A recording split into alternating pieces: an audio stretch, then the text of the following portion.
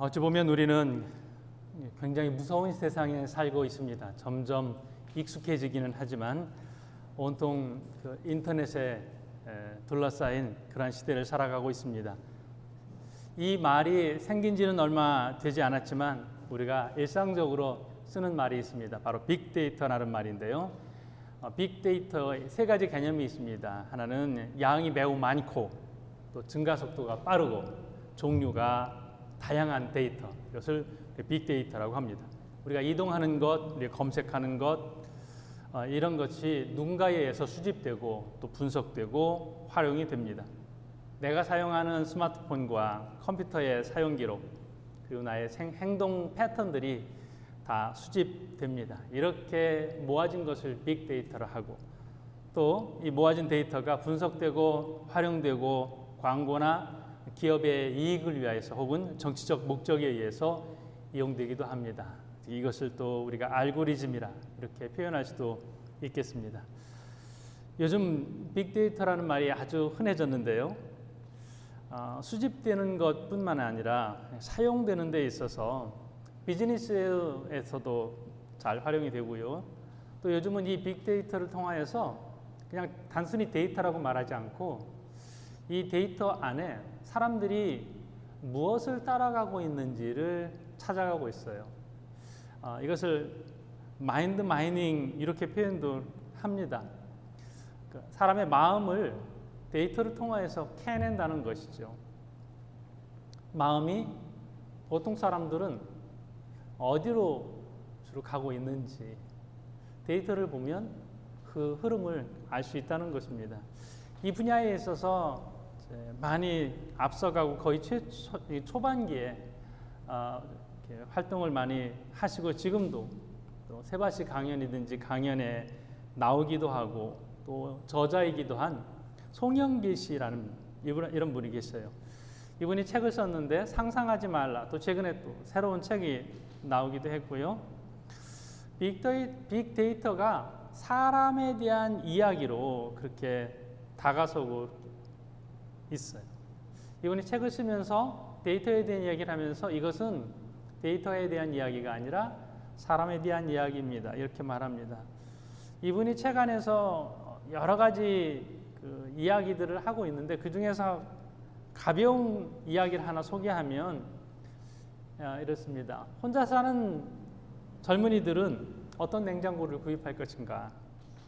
냉장고를 산다면 어떤 냉장고를 살 것인가? 예측은 이렇게 합니다. 가격이 저렴하고 기능이 많고 조용한 이런 냉장고일 것이다. 같은 값이면 용량이 큰 이런 냉장고일 것이다 라고 흔히 생각하는데 사람들의 마음은 다른 데가 있다는 거예요. 혼자 사는 젊은이들은 기능도 좋지 않고 가격도 2배가 비싸고 시끄럽기로 유명한 그러한 어떤 냉장고 브랜드를 좋아한다는 것입니다. 혼자 사는 젊은이들의 경우 집에서 밥을 해 먹지 않는 것이죠. 그러니까 냉장고는 뭐냐? 냉장고는 음식을 보관하는 것이 아니라 디자인에 상당히 많이 투자가 된 인테리어의 하나의 개념으로 생각을 한다는 것입니다. 이 회사가 이태리 브랜드인데 싱글이 많아지면서 사람들의 마음을 잘 읽은 그런 회사로 소개합니다. 싱글을 대상으로 하는 비즈니스의 디자인 쪽에 투자를 해서 성공을 거둔 비즈니스 모델입니다. 일명 이렇게 되는 것이죠. 너희들이 싱글의 마음을 알아? 이런 거 상관없이 집에서 요리도 안 하고 또 가격 상관없이 집에서 인스타에 사진 올리려고 사진 찍을 때 폼나게 보이면 그것으로 된다라고 하는 것입니다. 싱글로 사는 사람들의 빅데이터를 따라가면서 그들의 이야기를 들으면서 이런 부분들을 알게 되었다라고 하는 것이죠. 저자의 책 제목처럼 상상하지 말라는 것이죠. 상상하지 말고 관찰하라. 이것이 요점입니다. 욥기의 말씀을 생각하면서 제가 빅데이터를 떠올리게 됐습니다. 욥기는 수많은 상상들의 이야기가 담겨 있어요. 욥의 친구들은 생각하는 거예요. 상상하는 거죠. 너는 이럴 것이다. 우리가 성경을 읽어가면서 또 우리도 상상을 합니다. 욥의 친구들처럼. 그런데 욥의 오늘 이 말씀의 고백은 친구들의 상상에서 나온 고백이 아니라 이것은 그의 삶의 빅데이터를 통하여서 나온 고백이 되는 거예요. 친구들의 상상이 아니라 욥이 자기 인생을 관찰하면서 고백하게 된 탁월한 고백이 되는 거예요. 아하, 신앙은 이것이구나. 하나님은 이렇게 나를 인도해 왔구나. 이 고백이 탁월한 욥기를 압축한 그런 고백이 되는데요. 자, 그러면 욥에게 어떤 인생의 데이터가 있습니까? 욥은 보면 빅데이터가 양이 많고 증가 속도가 빠르고 종류가 다양해요. 욥도 마찬가지였습니다. 욥은 상상할 수 없는 놀라운 축복을 받았습니다. 욥기 1장에 보면 욥이 가지고 있는 다양한 그러한 가축들이 나열이 돼요. 양이 7,000이에요. 낙타가 3,000, 소가 500결이, 암나귀가 500마리예요. 자, 1만 마리 이상이 되는 가축들을 카운트하는 것도 쉽지 않았을 것입니다. 엄청난 데이터예요. 그리고 이 가축들의 증가 속도가 굉장히 빠릅니다. 이를 위해서 종을 많이 두었습니다. 자, 욥의 자녀들은 10명인데 그 자녀들이 잔치를 자주 합니다. 이를 아버지가 지켜보는 것만으로도 흐뭇했을 것 같아요. 잔치할 때마다 제사를 드리고, 어떻게 보면 이제 그의 신앙 데이터도 정말 놀랍습니다. 하나님과 진실하게 교제하려고 했고, 하나님 앞에 예배하면서 하나님과 사귀면서 그 추억이 너무 좋습니다. 맞아, 매 순간 하나님 앞에 예배하고 자녀들이 잔치한 다음에 예배하고 신실하게 살기 위해서 애쓰고 하는 이러한 신앙 추억들이 있습니다. 근데 이 모든 것들이 하루아침에 사라지게 됐죠. 요즘으로 말하면 재벌이 하루아침에 망인 거예요. 보통 부자가 망하면 3년 정도 간다는데 욥은 그렇지가 않았죠. 한순간에 무너졌습니다. 욥의 고통. 자, 너무나도 방대한 축복, 너무나도 방대한 자녀들의 아름다움, 너무나도 방대한 육체적인 고통, 부인으로 당하는 고통, 뭐 이런 거 상상할 수도 없는, 사람으로서 감당할 수 없는 엄청난 일들이 욥의 인생에 담겨 있었어요. 그 중에서 가장 많은 분량은 친구들이 와서 이야기하는 것이죠. 그 모든 것들이 지나고 나서 욥이 결론을 내립니다. 일명 욥의 빅데이터를 통한 신앙의 고백. 뭐라고 고백하냐면, 하나님 이제 알 것 같습니다. 이제 알겠습니다. 마인드 마이닝이 빅데이터의 결론이라면 여기서는 페이스 마이닝, 신앙을 정말 다양한 인생의 경험 속에서 보석을 하나 캐냈어요. 신앙을 캐냈어요. 그게 뭐냐면, 하나님 이제 알겠습니다. 욥기 43장 5절의 말씀이에요. 내가 주께 대하여 귀로 듣기만 하였사오나 이제는 눈으로 주를 배움나이다. 이전까지는 귀로 듣기만 했었는데 이제 눈으로 볼 수 있게 됐어요.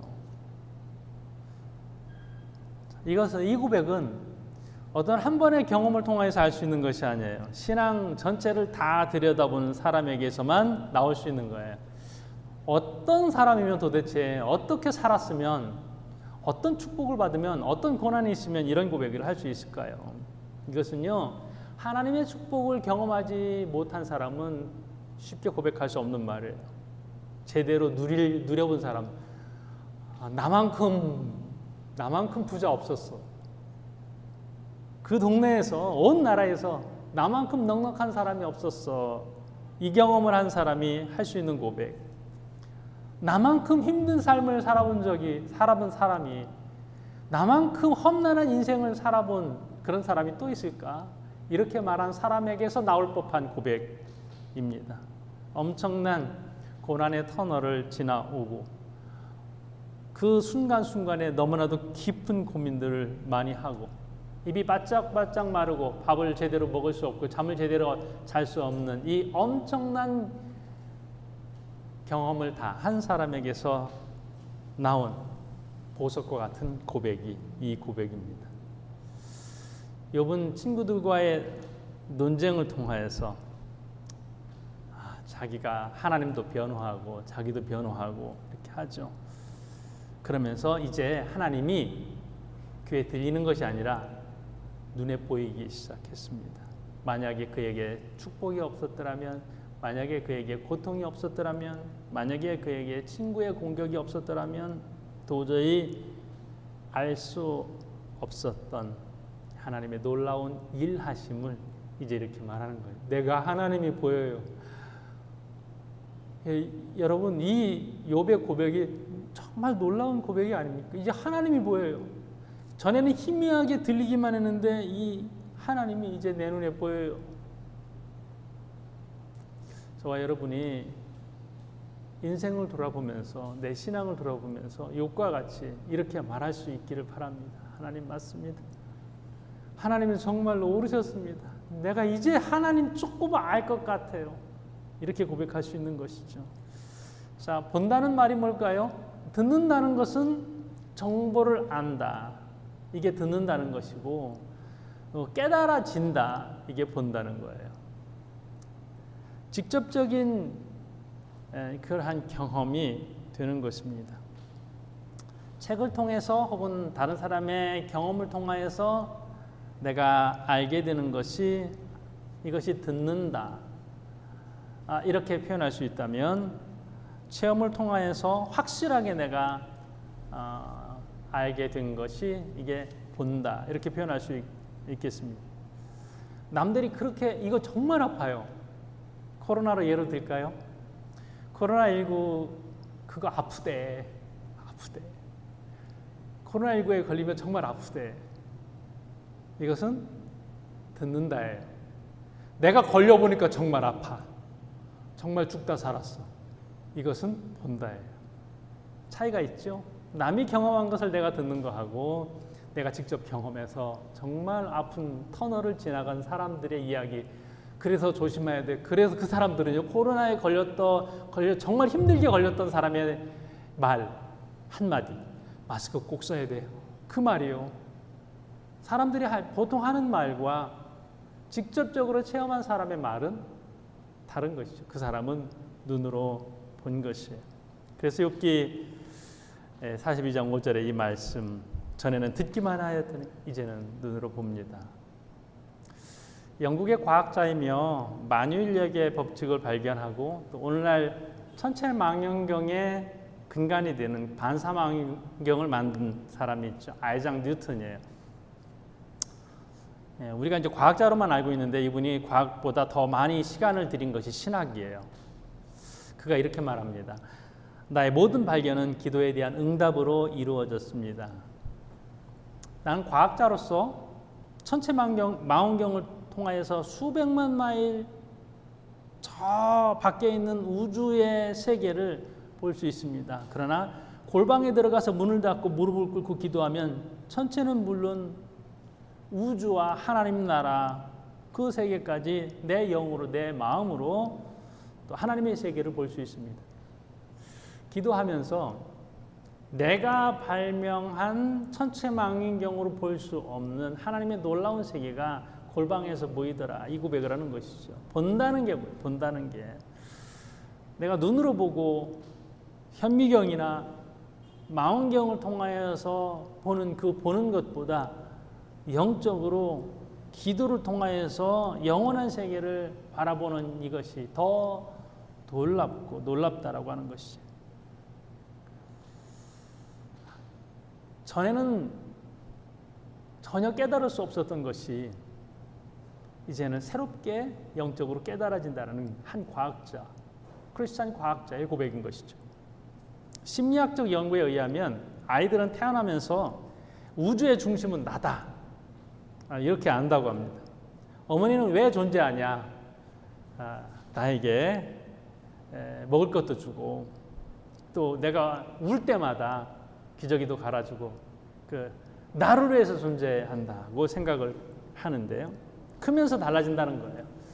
태어나서는 울면 다 되었는데 크면서는 울면 다 되는 것이 아닌 새로운 세상이 있는 것을 보게 된다는 것이죠. 태어나 보니까 처음엔 나밖에 없는 줄 알았는데 좀 지나고 나니까 형제가 있어요. 이게 이제 아이에게서 첫 번째 쇼크라는 것이죠. 조금 지나니까 동생이 태어났어요. 이때 멘탈 관리 잘 못하면 나중에 정신적으로 큰 문제가 일어날 수도 있다라고 하는 것입니다.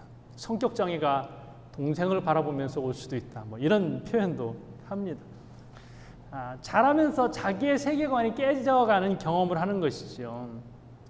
조금 더 크면은 내가 마음대로 할 줄 알았는데 엄마 아빠의 음성을 통해서 들려오는 안 돼가 너무 많죠. 안 되는 게 너무 안 되는 게 너무 많구나. 안 되는 것이 있을 수도 있구나. 이것을 부모가 자녀에게 가르쳐줘서 자녀의 세계관을 더 넓게 만드는 것이죠. 자, 충격은 계속되죠. 친구를 사귀면서, 이성 친구를 사귀면서 고민도 있고, 또 나중에 직장에 들어가면서 얻게 되는 다른 세계관, 이런 세계가 있구나. 떠날 수도 없고, 결혼을 하면서 또 얼마나 깨닫는 것이 많습니까? 내가 살아온 방식과 아내가 살아온 세계는 전혀 다르니까 이것을 또 맞춰가면서 너무 힘들죠. 인생이 고민스럽습니다. 세계가 넓다는 것을 알게 되는 것이죠. 그러면서 안 되는 것도 있구나. 전에는 안 되는 것, 내가 불가능한 것이 없다, 내가 다 할 수 있다라고 자신만만했었는데 점점 인생을 살아가면서 안 되는 것이 있다는 것을 알게 됩니다. 내가 내가 잘하는 사람인 줄 알았는데 또 나중에 내가 못하는 게 이렇게 많은 사람이었구나. 좀 겸손해지죠. 넓은 세계관을 보게 됩니다. 또 아무리 건강관리를 잘하고 아무리 열심히 잘 살아도 이제 인생을 마무리할 시기가 다가오는 것도 알게 됩니다.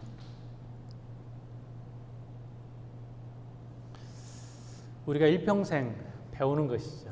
어렸을 때부터 배우고 또 우리의 배움은 세상을 떠날 때까지 인생 배움이 계속되는 것이 아닌가 이런 생각을 하게 됩니다. 우리의 배움은 순간적인 것에서 영원한 것으로, 물질적인 것에서 신령한 것으로, 자기중심적인 것에서 하나님 중심적인 것으로, 부분적인 것에서 또 종합적인 것으로 이렇게 배움이 확장되어 갑니다. 좀 전에 소개했던 아이작 뉴턴이 천체와 과학을 공부하면서 어떤 고민들을 많이 했냐면 하나님에 대한 고민을 많이 합니다. 그가 감추어져 있지만 신앙적인 고민을 많이 했다는 것이 나중에 문서적으로 밝혀집니다. 특별히 뉴턴이 고민을 많이 한 것이요, 종말에 대한 거예요. 저는 잠깐 봤는데 이건 뉴턴의 실수다. 종말 예언도 했어요. 언제 세상이 망할 것인지. 아직 그때가 오진 않았는데 뉴턴은 2060년쯤 세상이 망할 것으로 그렇게 예견하기도 했어요. 뉴턴이 실수한 것 두 가지예요. 하나는 종말을 예언한 것이고요. 하나는 주식 투자한 거예요. 뉴턴이 주식 투자에서 90%, 원금의 90%를 날린 사람이에요. 어쩌면 요즘 주식 투자하시는 분이 뉴턴이 한 곳에 거꾸로 하면 또 돈을 잘 벌 수 있지 않을까 이런 생각도 살짝 해봤습니다. 땅의 것에 소망을 두기보다는 하늘의 것에 어떻게, 영적인 것에 어떻게 소망을 둘 것인가 여기에 관심을 참 많이 하면서 만유인력의 법칙을 발견을 했지만 또 그는 하나님 나라의 소망을 두어야 된다, 영원한 것에 소망을 두어야 된다, 이것을 많이 깨달았던 과학자입니다. 우리가 이런 사람의 이야기에 귀를 주의해 볼 필요가 있지 않겠습니까? 이게 눈으로 보는 것이죠. 인생을 깊이 있게 고민하면서 살아온 사람들의 이야기, 그들은 다른 안목을 가지고 있었어요. 여러분, 욥만큼 넉넉했던 사람이 있었을까요? 욥만큼 또 화려하게 살았던 사람이 또 있을까요? 욥만큼 지독하게 고통 속에 살았던 사람의 삶이 또 있을까요? 이런 사람의 이야기는 들어야 돼요.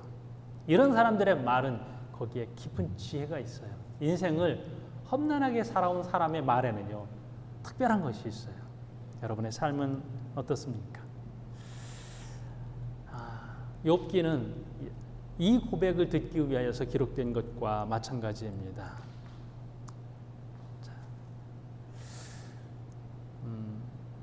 청소년부, 아동부 이렇게 줌으로 아이들 이렇게 이야기를 하면서 제 아내가 그런 프로그램을 진행을 했어요. 제가 한번 소개를 했었나요? 그림을 그려봐. 5개의 그림을 그릴 수 있어. 내가 가장 소중하다고 생각하는 것 5개를 그려봐. 10개인가? 제가 생각이 정확하게 나지 않은데 이제 그 중에는 뭐 어떤 물건도 있고요, 경제적인 것도 있고요, 가족도 있고요, 형제도 있고요, 뭐 건강도 있고요. 소중한 것 5개를 그린 다음에 이제 하나씩 지워 나가는 것이죠. 무엇을 제일 먼저 지웠을까요, 여러분? 제일 먼저 빼는 것이 물질적인 것이죠. 돈에 대한 것. 어른들은 다를까요? 자, 여러분 소중한 것 5개를 한번 떠올려 보십시오. 뭐니 해도 건강이죠. 생명이죠. 아니면 자녀죠. 부인이죠. 여기서 좀 혼돈스러운 게 있어요. 어떤 사람은 부인이 먼저고 어떤 사람은 자녀가 먼저 리스트에서 사라질 때 좀 남편들이 쇼크를 받기도 하는데 뭐 그것보다 자, 뭐 자녀와 남편이냐 건강이냐 여기보다 먼저 사라지는 게 뭐예요? 물질적인 것이거든요. 돈이거든요. 돈이 굉장히 중요한 줄 알고 그렇게 달려왔는데 리스트에서 인생 리스트에서 뺄 때는 돈은 빨리 빠지더라. 이것도 마찬가지입니다. 예, 이것을 모으기 위해서 얼마나 애를 썼는데 내 건강보다 더 중요한 것이 아니었습니다. 욥은 얼마나 큰 충격이었을까요? 그 재벌이 되도록 엄청난 재물이요, 서서히 사라진 게 아니에요. 하루아침에 쳐들어와서 하루아침에 다 사라져 버렸습니다. 그때에 이것을 깨닫는 거예요. 아, 주신 분도 하나님이시고 가져가시는 분도 하나님이시구나. 내가 그렇게 수고해도 사라지는 건 한순간이구나. 이때의 깨달음이요, 이게 눈으로 보는 것입니다. 몇 절에 있냐면요, 욥기 1장 21절에 있습니다. 주신 이도 여호와시요 거두신 이도 여호와시니 여호와의 이름이 찬송을 받으실지어다. 하나님께서 주셨고 하나님께서 가져가셨는데 그때는 몰랐는데 사라지고 나니까 이제 믿음의 고백을 할 수 있게 됐습니다. 얼마나 가치 있는 믿음의 고백이 여기에서 나오는지 모릅니다. 있을 때는 몰랐는데 사라지고 나니까 인생의 깊은 고백을 할 수 있습니다. 맞아. 빈손으로 왔다 빈손으로 가는 거지 뭐. 이거 언제 할 수 있어요? 그렇게 많이 가졌다가 다 사라진 뒤에 그 사람 이런 고백을 할 수 있습니다. 그런가 하면 가정을 잃어버렸어요. 자녀들의 공부하는 모습, 잔치하는 모습, 그것을 뒤에서 지켜보기만 해도 참 흐뭇했는데 정말 어디에 내놔도 자랑할 만한 화목한 가정. 어떻게 그렇게 자녀를 잘 키우셨어요? 이 얘기를 들을 만큼 좋은 가정이었는데 자녀들이 한 번에 세상을 떠나게 됐습니다. 기가 막힌 것이죠. 욥기 1장 21절에서 이렇게 말합니다. 이르되 내가 모태에서 알몸으로 나와 싸운즉 또한 알몸이 그리로 돌아가올지라. 세상에 태어날 때 혼자였고 또 떠날 때도 혼자네요. 네. 자녀를 데려갈 수 없잖아요. 세상 떠날 때. 우리가 혼자 나와서 알몸으로 혼자 나와서 또 알몸으로 혼자 떠나게 됩니다. 자녀가 그렇게 중요한 존재였는데 떠나고 나니까 굉장히 허망했던 것이죠. 제가 가끔 그런 말씀을 드립니다. 자녀와의 거리를 두십시오. 자녀가 스스로 할 수 있게 좀 내버려 두십시오. 자녀에게 다 해주려고 좀 하지 마시고 자녀가 충분히 실수할 수도 있게 해주고 실패할 수 있게도 해주십시오. 이렇게 말씀을 드렸습니다. 생각 안 나시면 지금 다시 들으셔도 좋습니다. 자녀들이 갈 길을 가는 것이고 나는 또 나의 길을 가는 것이죠. 필요 없이 간섭하려고 하지 마시고 또 그 좋은 배움의 기회, 자녀가 실수할 수 있는 그 좋은 배움의 기회를 부모가 막아서도 안 되고 아떼가 막아서도 안 되겠죠. 자녀가 해야죠. 내가 해봐. 가장 훌륭한 교육은요, 실수하면서 배우는 거잖아요. 너 실수하면 안 돼. 내가 다 해줄게. 얼마나 잘못된 겁니까? 우리 모두 다 혼자입니다. 처음부터 혼자였고 앞으로도 혼자입니다. 자식은 떠나야 하는 것이죠. 이것을 욥이 깨닫고 말하는 거예요. 그런가 하면 아내는 어떤가요? 힘들 때 곁에 있어야 아내지. 힘들 때 곁에 없습니다. 이 아내가. 욥기 2장 9절에 보면요. 그의 아내가 그에게 이르되 당신이 그래도 자기의 온전함을 굳게 지키느냐? 하나님을 욕하고 죽으라. 세상에 남편을 100% 믿을 아내는 없는 것 같습니다. 내가 다 이해하는 것 같고 하지만 이 땅의 남편들은 아내에 대한 환상에서 벗어나야 되지 않을까 이런 마음도 듭니다. 끝까지 있을 거라고요? 근데 어느 순간 그 아내는 자식 편이에요. 남편보다 자식이 더 중요한 아내가 되어버리고 가끔은 남편보다 강아지가 더 중요한 아내 때문에 서운해할 수도 있습니다. 이 아내가 남편을 이해하지 못하고 가출을 해버렸습니다. 버리고 떠난 거예요. 물질 그렇게 많을 때는 옆에 있다가 힘들어지니까 떠나버렸어요. 이제 욥이 깨닫는 것이죠. 혼자 왔다 혼자 가는 것이구나. 자식 다 필요 없다고 이렇게 말하는 얘기 들어보셨죠? 누가 그런 얘기 하나요? 자식 다 쏟아부어야 소용이 없어. 누가 그 얘기 하나요? 뼈아픈 경험을 한 분들이 그 얘기를 하죠. 새겨들어야 됩니다, 여러분. 남 얘기가 아니에요. 내 이야기일 수 있습니다. 아니야, 우리 자식은 틀려. 나를 정말로 나중에 잘해준다고 했어. 집도 사주고 끝까지 나 잘 도와준다고 했어. 근데 우리 자식은 달라. 아니에요. 자식을 통하여서 뼈아픈 경험을 한 그들의 눈으로 보는 말을 잘 들을 수 있어야 합니다. 욥이 이렇게 고통스러운 경험을 하고 하는 말입니다. 그래서 우리는 욥의 이야기를 잘 새겨들어야 합니다. 눈으로 보는 말이에요. 욥만큼 육신의 지고 속에서 고통을 겪은 사람이 또 있을까요? 어느 목사님이 그렇게 얘기하시더라고요. 아플 때 어떤 기도하십니까? 안 아프게 해주세요. 이렇게 기도를 우리가 많이 하게 되는데 아플 때 그 기도하라는 것이죠. 죽는 연습하는 것이다. 하나님 병 빨리 낫게 해주세요 라는 기도보다 하나님 이렇게 아프다가 어느 날 하나님 나라에 가는 거군요. 이렇게 아픔을 통하여서 배우게 하시니 감사합니다. 이런 기도를 해야 된다는 것입니다. 언제 죽더라도 하나님 앞에 아름답게 갈 수 있게 해주세요. 죽을 때 내 신앙이 하나님 보시기에 눈으로 보는 아름다운 신앙이 되게 해주세요. 이 기도를 할 수 있는 것입니다. 이제 어렴풋이 알았던 것을 확실하게 욥이 알고 신앙 고백을 합니다. 하나님에 대하여서 귀로 듣기만 했더니 이제 눈으로 봅니다. 어떻게 이 고백을 할 수 있습니까? 욥이 자기 인생, 자기 신앙의 빅데이터를 통하여서 나온 알짜 고백이 되는 것이죠. 어쩌면 친구들이 와서 욥의 가슴을 후벼 파지 않았으면 이 고백을 하지 못했을 수도 있겠습니다. 너 잘 생각해봐. 너 하나님 앞에 죄 지은 거 많은 거야. 괜히 이런 일이 일어났겠어. 이런 말을 들었을 때 얼마나 가슴이 아팠겠습니까?